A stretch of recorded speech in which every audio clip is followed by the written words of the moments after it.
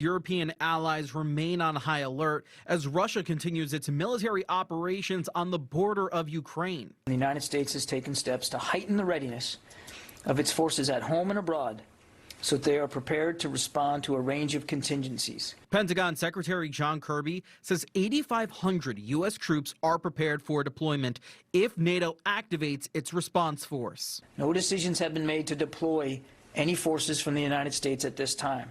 President Joe Biden met with European leaders on the Russian military buildup and the response to a potential invasion. I had a very good meeting, total unanimity with all the European leaders. The State Department emphasized that the U.S. is working on multiple solutions to reach a favorable outcome. Just because we are ready and engaged in the process and path of diplomacy and dialogue doesn't mean we aren't preparing with defense and deterrence.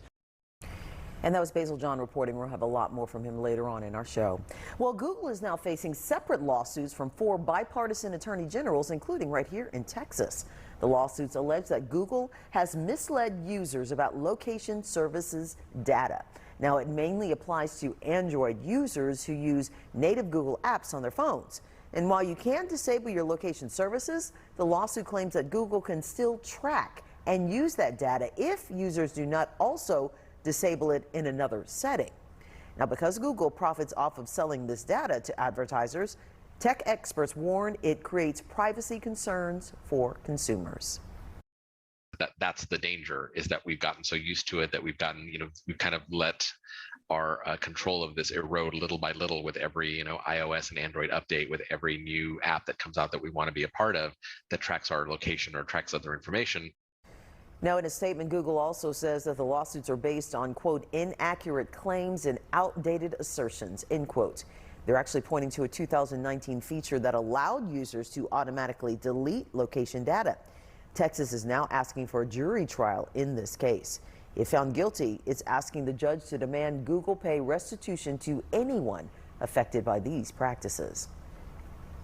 Well, the Supreme Court has now announced it's revisiting the role of affirmative action in higher education. The court is taking up lawsuits claiming discrimination against certain applicants at Harvard and the University of North Carolina.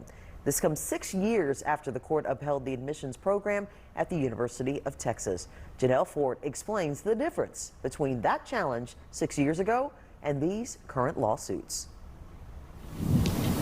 The U.S. Supreme Court setting up for a potentially landmark showdown, reviving the debate over race-based affirmative action in higher education. Today, the High Court agreeing to take up a pair of lawsuits claiming that admissions policies at Harvard University, a private institution, and the University of North Carolina, a public school, discriminate against Asian American applicants. What's really interesting and different and unique this time around is the focus not on the so-called black and white, but on the multi-factor diversity in the United States. The focus, for instance, on Asian Americans and the extent to which programs, some of which were intended to help African American or Hispanic Americans, might be participating in a situation in which Asian students are disadvantaged. The challenger in both cases is a group called Students for Fair Admissions, run by legal entrepreneur Edward Blum.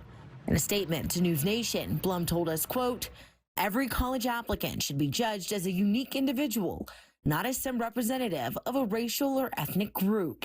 Lower courts found the 2 universities comply with more than 40 years of high court rulings that allow for race to be considered as one factor in a wide-ranging evaluation of applicants. The Supreme Court most recently revisited race-conscious admissions programs in 2016, upholding the admissions program at the University of Texas and a 4-3 decision against a challenge brought by a white woman.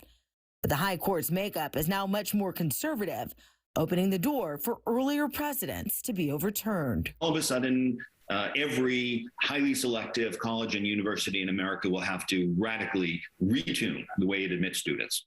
And that was Janelle Fort reporting. Now let's take a live look outside, courtesy of the Sky Tracker Network, from our CW39 studio camera right above us here at West Park Tollway and Hillcroft. For CW39 Houston, no wait weather and traffic.